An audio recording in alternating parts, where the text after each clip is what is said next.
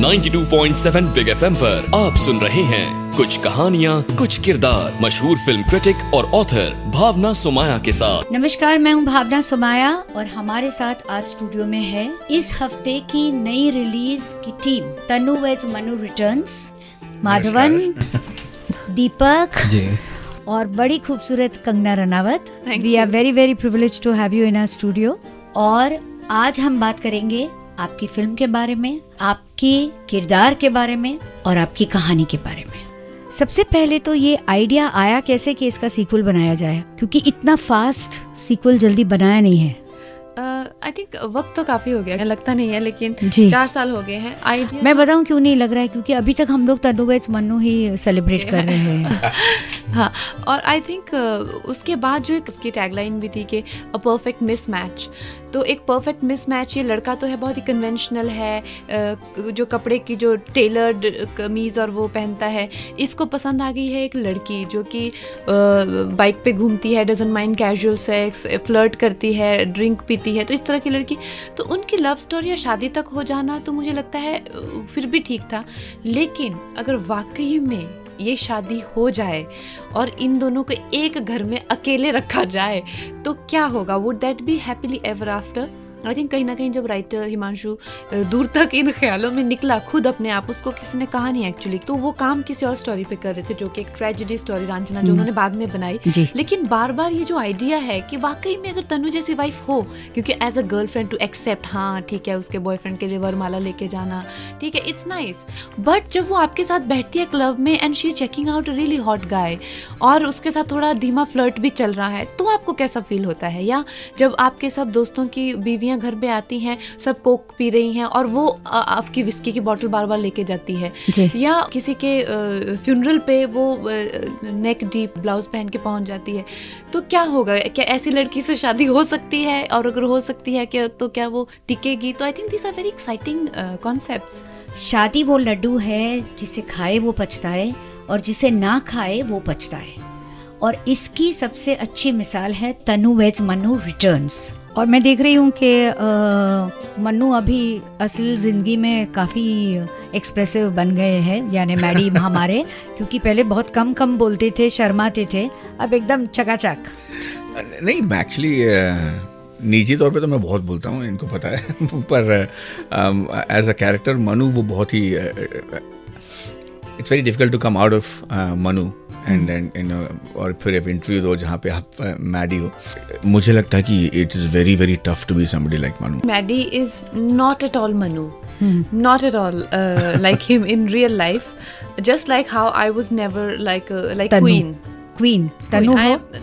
I'm not Tanu, but at least it's easier to identify with her because I have rebelled in my house and 4 साल पहले तो लोग डर जाते थे कि लड़के घुमा रही है और शादी में कहते दारू लेके आओ, ठेके चलते हैं, या जो भी बाकी गलत काम कर रही है, अजीब से लाइनें बोल रही है। तो she has become today quintessential Bollywood heroine. वो नहीं रही बॉलीवुड हीरोइन जो भाभी हुआ करती थी या मांग में सिंदूर डाल के घूमती थी। तो आई थिंक मैडी लेकिन मन्नू की तरह बिल्कुल नहीं है। He is a gadget freak, सारा दिन पता नहीं अलग अलग तरह ये गैजेट्स में, and I think he has these planes and things that he flies and तो ये वैसे हैं, जबकि I think Manoj Sharma is more like me. अच्छा नहीं, तो उस पर हम वापस आएंगे, मगर दीपक, आपने तो इनकी शादी करवाई थी। असल जिंदगी में क्या होता है जब कोई अरेंज मैरिज होती है और उनका अगर ठीक नहीं जा रहा है रिश्ता, तो माँ बाप जो है सीधा मैच मेकर के पास पहुंच जाते हैं और बोलते हैं आपने तो बोला था लड़का ऐसा था, आपने तो कहा था लड़की ऐसी थी, अभी कराओ ठीक। तो बेचारा पूरी जिंदगी के लिए साइकियाट्रिस्ट बन जाता है। तो आपके क्या हाल है इस बार? जी, मैं तो इन्हीं के हिसाब से चल रहा हूँ, जहाँ ले जाते हैं दोनों वहीं चलता हूँ। जहाँ तनु और मन्नू की जो पंगे चल रहे हैं पप्पी, वहाँ पे हर जगह शामिल है। वो तो एक फिल्टर का काम करता है जी, कि देखो जी इतना मत लड़ो, इतना वो मत करो, ये ज्यादा हो रहा है, ये कम हो रहा है, तो इसके थ्रू जाती है चीज। और इसके बीच में इनकी भी एक प्रेम कहानी है, अधूरी सी छोटी सी अधूरी सी, तो वो है। एक आर्टिस्ट के लिए डबल रोल करना एक बहुत बड़ा चैलेंज है, तो पूछते हैं कंगना रनौत से कि ये डबल रोल उन्होंने किस तरह से किया। कहानी लिखते वक्त डायरेक्टर का अपना एक इमेजिनेशन होता है एक रोल के बारे में। इस बार stereotyping breaking, issues on marriage देखने को तरसेंगे। मुझे ये कहानी क्यों अपील की, क्योंकि जब मुझे कहा डबल रोल है तो मुझे उसी टाइम ही बिल्कुल इसको लेके हल्का सा पुट ऑफ हो गया। मैंने कहा एक तो बहुत ही डबल रोल थोड़ा सा आउटडेटेड सी चीज़ है और गिमिकी सा ज़्यादा बन जाता है।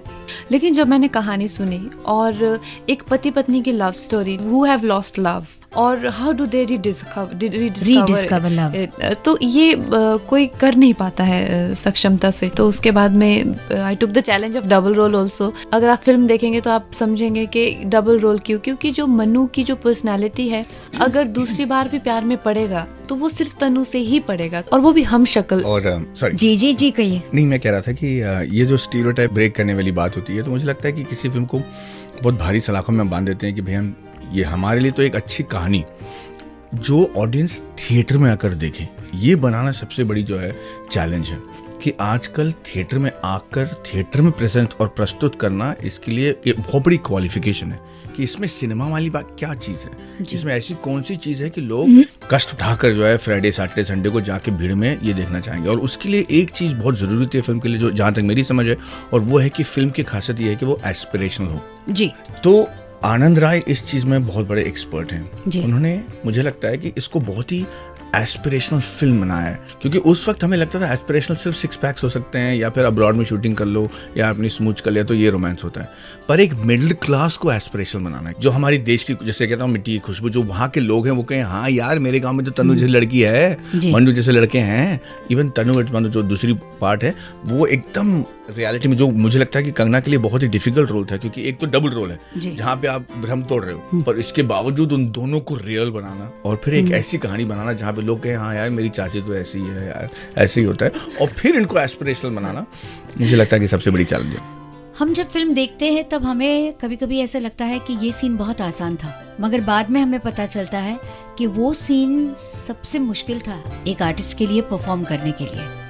तो आपसे पूछूंगी मैं माधवन कि आपके लिए सबसे मुश्किल कौन सा रोल था? मैं जब थिएटर में ये फिल्म देख रही थी उस दिन, तो 2 सीन्स में हम लोग बहुत हंसे। एक तो जहाँ आप टॉवल पहनकर बाहर आती है और and she gets embarrassed the mother and कहती है कि नहीं लंदन में रही है मेरी बेटी, जिसे लंदन में रोज सब ऐसे ही करते हैं। तो एग्जैजरेशंस है, मगर वो सीन आपने बहुत अच्छा किया है। कितना मुश्किल सीन है और कितना डिफिकल्ट डायलॉग। बहुत मुश्किल था वो। हम लोग डीयू में शूट कर रहे थे, इतना क्राउड होता है, तो वो कैंटीन का सीन है। अब कैंटीन है और वहाँ पे एक तो ये पूरा मोनोलॉग, उसमें उसकी वो पूरा इनोसेंस और ब्लैंकनेस ऑफ दैट कैरेक्टर कि who are these people and what are they asking me these questions about, and he is genuinely looking for his wife who resembles me. तो उसको वो उसका वो बताना, लेकिन अब चारों तरफ लोगों का घेरा है, वो फोटो भी खींच रहे हैं, आवाज़ें भी कर रहे हैं, बात भी कर रहे हैं, जब आप बोल रहे हैं हंस भी रहे हैं। तो ये पूरा to get insensitive to that ambience is so nerve-wracking। कभी कभी क्या हो जाता है कि आप 2 कैरेक्टर्स निभा रहे हो और आपको एक से ज्यादा मोहब्बत हो जाती है। एक्टर के लिए जब आपको उनको literally you have to wear them like clothes, तो आप बिल्कुल भी उनसे डिटैच नहीं रह सकते हैं। तो मैंने एक्चुअली में ये महसूस किया है कि जब मैं तन्नू के किरदार में होती हूँ तो सोचती हूँ कि जैसे वो जो लड़की मेरा ड्यूप बनी होती है जिसके बैक शॉट्स लेते हैं, तो उसके लिए एक अजीब सा कि वो कहाँ है, दत्तो कहाँ है, अब क्या कर रही है, ये तो एक उसके लिए नेगेटिव फीलिंग ऑलरेडी होना दत्तो के लिए जब मैं तन्नू हूँ, और जब मैं दत्तो हूँ तो तन्नू को समझना, और वो कैसे मेरी फीलिंग्स ट्रांसफॉर्म होती है, मेरे लिए खुद एक सेल्फ डिस्कवरी है कि उसके लिए एक अजीब सी डिसलाइकिंग, अपने बाल ज़्यादा अच्छे लगने, अपना नॉन मेकअप लुक ज़्यादा अच्छा लगना, और उसको सोचना कि क्या अजीब से घुंघराले बाल हैं उसके,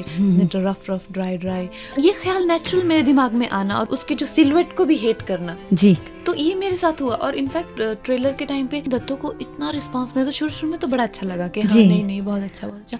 धीरे धीरे एक पर्सनैलिटी मेरी उससे कॉम्प्लेक्स में आने लग गई। तो मैंने आनंद जी को फोन किया, मैंने कहा तन्नू का कब सॉन्ग रिलीज कर रहे हो? सही बात है। मैंने कहा उसका सॉन्ग क्यों नहीं रिलीज कर रहे हैं आप, उसका वो डायलॉग क्यों नहीं वो किया, ये क्यों नहीं कहते? You became protective of Tannu. मुझे इतना बुरा लगे कि ये दत्तो तो छा गई, तन्नू को कोई पूछ ही नहीं रहा है। जी, तो ये ऐसी फीलिंग आती है। एक औरत और मर्द के बीच में क्या अट्रैक्शन होता है, ये क्या जादू होता है और क्यों होता है जो होता है, शादीशुदा मर्द इसके बारे में ज्यादा जानते हैं। मैडी, क्या होता है ये अक्सर हम लड़कियों को ऐसा लगता है कि मर्द जो है वो एक ही टाइप की लड़की से मोहब्बत करते हैं पूरी जिंदगी।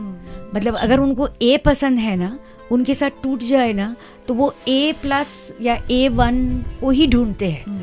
तो मुझे समझ में नहीं आता है कि उनको अगर ऐसी ही लड़की चाहिए तो जो पहली वाली थी उसमें क्या खराबी है। ये मैं बता, बिल्कुल सही आपने कहा।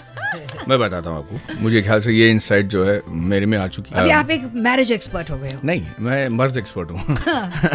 देखिए, एक मर्द को हमेशा ये एहसास होता है कि वो घर चला रहा है, और 40-45 साल की उम्र में ऐसा एक नौबत आता है जहाँ पे उसको लगता है कि यार भाई हम बूढ़े हो रहे हैं, बाल सफ़ेद हो गए। और आपके शायद किसी भी रिलेशनशिप में देख लीजिए, जहाँ बूढ़े होते हैं और बुढ़ापे में कभी मर्द जो है कमांड में नहीं रहता, वो always it's the lady, the matriarch always takes over. Manu के साथ भी ऐसे ही हो रहा है, दो ऐसे महारथियों के बीच में फंसा हुआ है, जो एक तनु है जो एज इट इज वाइल्ड है, और दत्तो जो एकदम हर किस्म से जो है ये वो लड़की जो ये चाहता है, दत्तू है बहुत स्वीट। तो ऐसा मुझे याद है कि I don't think there are many conversations that actors can have with the director, जो मुझे लगता कि I had with Anand was enlightening.